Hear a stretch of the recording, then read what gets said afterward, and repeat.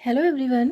आज हम micro economics में एक इम्पॉर्टेंट टॉपिक उत्पाद संभावना वक्र या जिसे हम प्रोडक्ट पॉसिबिलिटी कर्व या शॉर्ट में पीपीसी भी कहते हैं, तो इसको समझेंगे।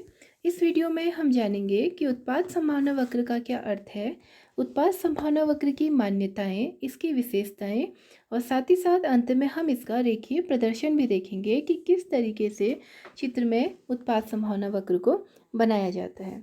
तो बात करें अगर उत्पाद संभावना वक्र की, तो अर्थव्यवस्था में उत्पादन के साधन सीमित होते हैं। ये हम सभी को पता है कि रिसोर्सेज अर्थव्यवस्था में हमेशा लिमिटेड होते हैं, किंतु उत्पादित की जाने वाली वस्तु असीमित है। जो हमारी आवश्यकताएं हैं, जो हमारी वांट्स हैं, वो हमेशा अनलिमिटेड होती है। तो इसीलिए अर्थव्यवस्था को साधनों के वैकल्पिक उपयोगों के बीच चयन करना पड़ता है। तो यही कारण है क्योंकि जो आवश्यकताएं हैं वो क्या है, हमारी असीमित है। तो इसीलिए अर्थव्यवस्था को चयन करना पड़ता है कि आखिर इन जो हमारे पास साधन हैं, तो इन साधनों का प्रयोग किस वस्तु की कितनी मात्रा का उत्पादन करने के लिए किया जाए। तो इस प्रकार से वस्तुओं के उत्पादन के अनेक विकल्प अर्थव्यवस्था के सामने आ जाते हैं। तो अनेक विकल्प अर्थव्यवस्था के सामने आ जाते हैं, इसका मतलब है कि अगर आप सिंपल भाषा में समझे कि अगर एक इकोनॉमी है, माना वो, अभी हम यहाँ पे सिर्फ दो वस्तुओं की बात करेंगे, तो एक वो करती है मशीन और दूसरा वो करती है वीट यानी कि गेहूं का उत्पादन करती है। अब क्योंकि उसके साधन और उसके उसके पास जो तकनीक है वो लिमिटेड है और वो स्थिर है। तो अगर माना मशीन है, अगर मैं उसका अगर यहाँ पे दो मशीन का उत्पादन कर रही हूँ, तो यहाँ पे जो वीट है, माना वो इसको मैं अगर 100 ले लेती हूँ, 100 kg का, इसी तरीके से अगर मशीन की मात्रा अगर हम बढ़ाएंगे, दो से अगर मैंने मशीन 3 कर दी है, तो इस स्थिति में हमें जो वीट है उसकी मात्रा हमें घटाना पड़ेगी। तो तब ये हमारी माना 50 kg हो रही है।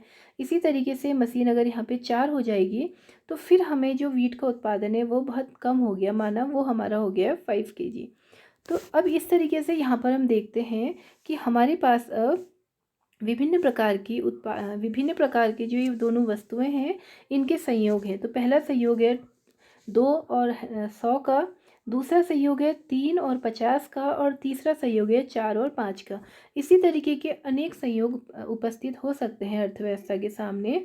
तो अब अर्थव्यवस्था को चुनाव करना पड़ेगा कि आखिर वो ये फर्स्ट वाले जो संयोग है इसको ले, सेकंड संयोग को ले, या फिर वो इस थर्ड संयोग को ले। तो अर्थव्यवस्था को इन विभिन्न प्रकार के संयोगों के बीच चयन करना पड़ता है।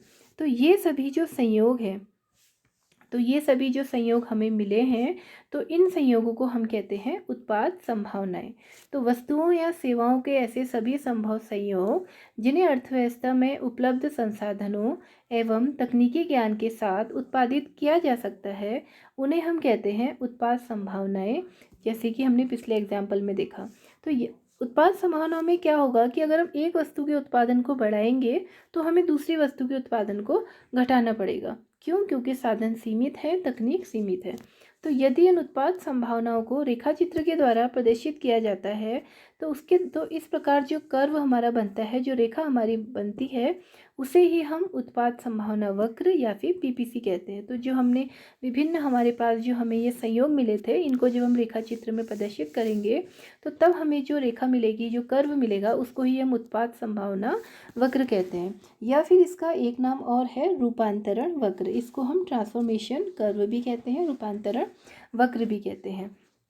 तो सरल भाषा में उत्पाद संभावना वक्र वो वक्र है जिसमें उत्पाद संभावनाओं को किसी अर्थव्यवस्था में जो भी वस्तुएं या सेवाएं के जो विभिन्न संयोग उत्पादित किए जाते हैं, यानी कि जो उत्पाद संभावनाएं हैं, उनको प्रदर्शित करने वाला वक्र ही उत्पादन संभावना वक्र कहलाता है।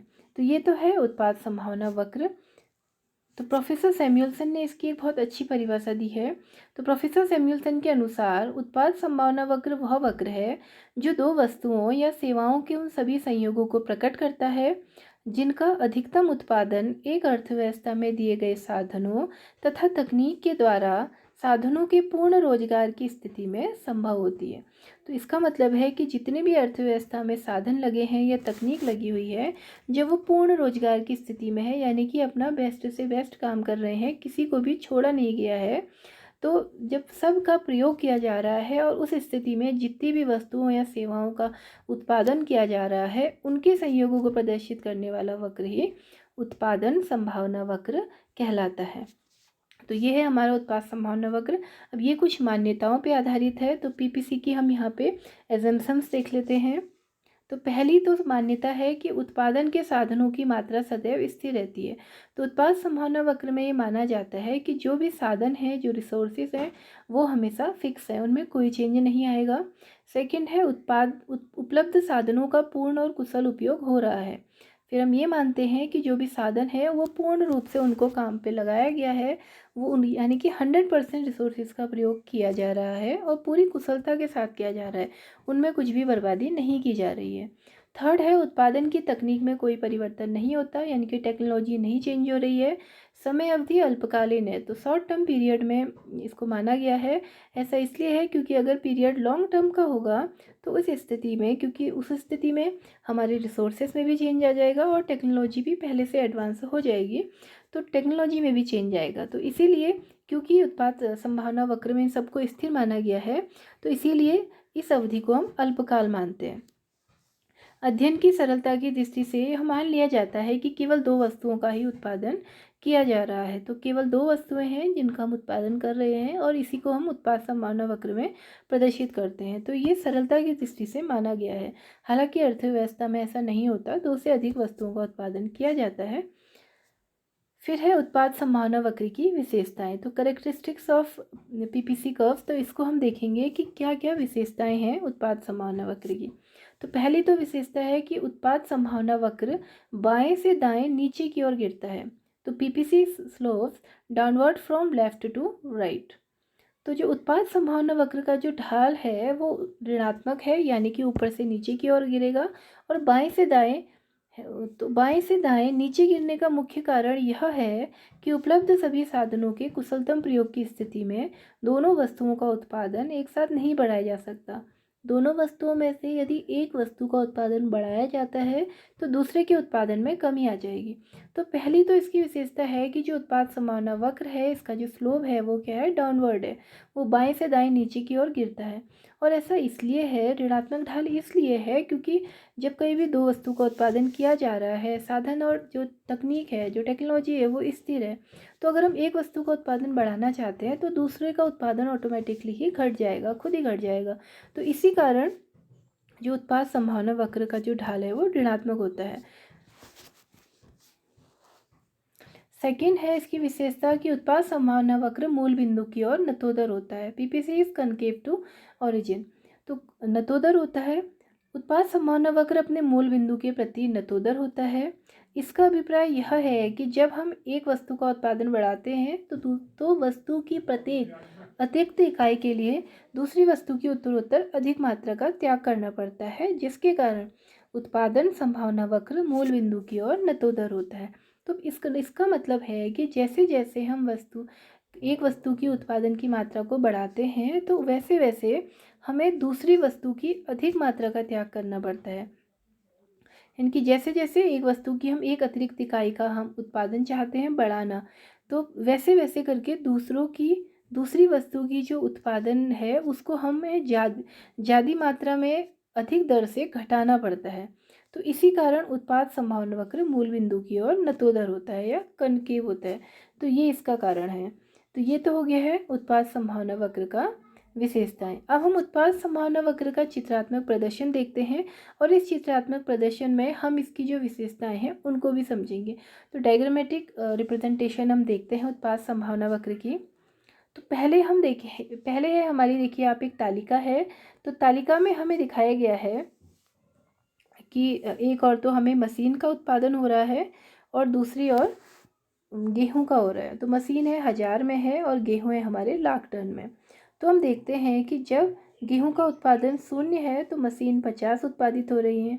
जब गेहूं का उत्पादन बढ़कर 1 हुआ है, अब गेहूं का जब 1 टन हो गया है तो मशीनों का उत्पादन घटकर 45,000 है, 1000 है। अब जैसे जैसे गेहूं का उत्पादन यहाँ पे बढ़ता जा रहा है, आप देखेंगे उत्पादन बढ़ता जा रहा है तो इसका उत्पादन हमेशा घटता जा रहा है। और जब गेहूं का उत्पादन 4 लाख टन हो गया है तो मशीन का उत्पादन ज़ीरो हो गया। ऐसा इसलिए हुआ है क्योंकि पहले देखिए स्टार्टिंग में जो भी रिसोर्सेज या फिर जो हमारे पास तकनीक थी, उसका पूरा पूरा प्रयोग जहाँ पे गेहूं के उत्पादन में मशीन के उत्पादन में हो रहा था, तो तब गेहूं ज़ीरो थे। अब सारा का सारा जो रिसोर्सेज तकनीक है उसका प्रयोग हम गेहूं के उत्पादन में लगा रहे हैं, तो मशीन का उत्पादन हमारा ज़ीरो हो जा रहा है क्योंकि सारे रिसोर्सेज गेहूं के उत्पादन में हमारे खर्च हो जा रहे हैं। तो इसी टॉपिक को हम, इसी तालिका को अगर हम देखते हैं यहाँ पे कर्व में हम देखते हैं, कर्व में हम समझते हैं,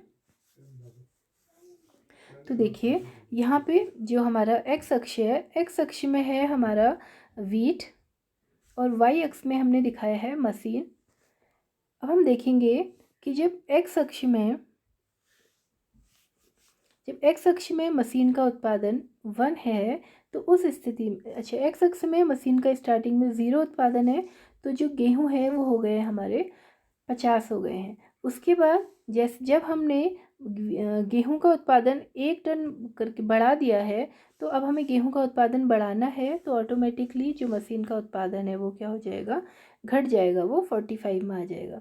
इसी तरीके से जब गेहूं का उत्पादन बढ़ के 2 लाख टन हो जाएगा, तो उस स्थिति में जो मशीन है उसका उत्पादन हो जाएगा 35,000, यानी कि उसका मशीन का उत्पादन घट गया है। अब जब यहाँ पे हम वीट का उत्पादन और बढ़ाना चाह रहे हैं, 2 लाख टन हुआ है, 3 लाख टन जब मशीन का उत्पादन हो गया है, तो सॉरी, जब 3 लाख टन जब वीट का उत्पादन हो गया है, तो उस स्थिति में मशीन हमारी अब केवल 20,000 ही बन रही है। और लास्ट में जब जो गेहूं है वो 4 लाख टन हमारा उत्पादन हो रहा है, तो उस स्थिति में मशीन का कोई भी उत्पादन नहीं हो रहा है, मशीन का उत्पादन 0 हो गया है। तो इस स्थिति में हमें जो भी ये पॉइंट्स मिल रहे हैं, तो इस स्थिति में हमें जो भी ये पॉइंट्स मिल रहे हैं, ये वाला बी हो गया, सी हो गया, डी है या फिर ए है और एक लास्ट में नीचे ई है, तो जब हम इन पॉइंट्स को मिलाते हैं तो इस प्रकार हमें जो कर्व मिलता है उसे ही हम कहते हैं उत्पाद संभावना वक्र।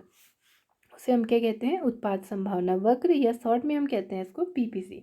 तो अब यहाँ पे हमने देखिए ए बी सी डी, तो इन पॉइंट्स को हम देखेंगे। अब ये पॉइंट्स क्या हैं, ये पॉइंट्स हमारे उत्पाद संभावना वक्र पर स्थित हैं, इसलिए इन पॉइंट्स को हम कहेंगे कि इन A B C D E और ऐसे ही अनेक अन्य बिंदु, बहुत सारे और भी पॉइंट्स हो सकते हैं इस पर। तो ये सारे पॉइंट्स हमें तब मिले हैं, ये सभी संयोग हमें तब मिले हैं जब हमने साधनों का कुशलतम और पूर्ण प्रयोग किया हुआ है। तो इस स्थिति में साधनों का पूर्ण और कुशलतम प्रयोग हो रहा है। ये सभी साधन हमारे क्या हैं, प्राप्य हैं।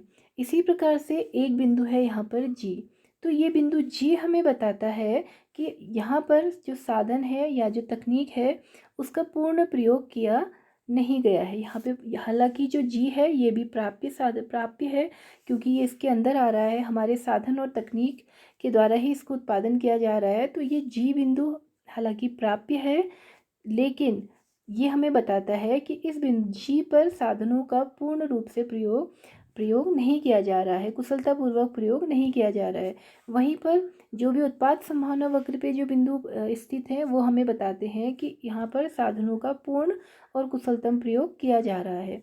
अब जो बिंदु एफ हमें मिला है, तो ये एफ क्योंकि हमारे उत्पाद संभावना वक्र से बाहर है, हमारी साधन और तकनीक का जो स्तर है उससे बाहर है, तो ये वाला जो बिंदु है वो अनअटेनेबल ऑप्शन ऑफ आउटपुट है, यानी कि इसे हम प्राप्त नहीं कर सकते हैं अपनी तकनीक और साधनों के द्वारा। तो ये वाला एफ पॉइंट हमारा क्या हो गया, अप्राप्य संयोग हो जाएगा।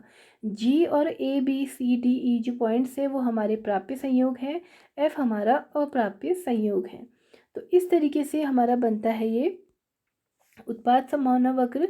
उत्पाद संभावना वक्र पर स्थित प्रत्येक बिंदु हमें बताता है कि वस्तु जो भी साधन है या जो तकनीक है उनका कुशलतम प्रयोग करते हुए वस्तुओं के हमें कैसे कैसे संयोग मिल सकते हैं। तो इस तरीके से ये है हमारा उत्पादन विकल्प की सारणी और उत्पादन विकल्प से संबंधित कर्व। तो आई होप आपको समझ आया होगा। Thanks for watching. Please like, subscribe and share.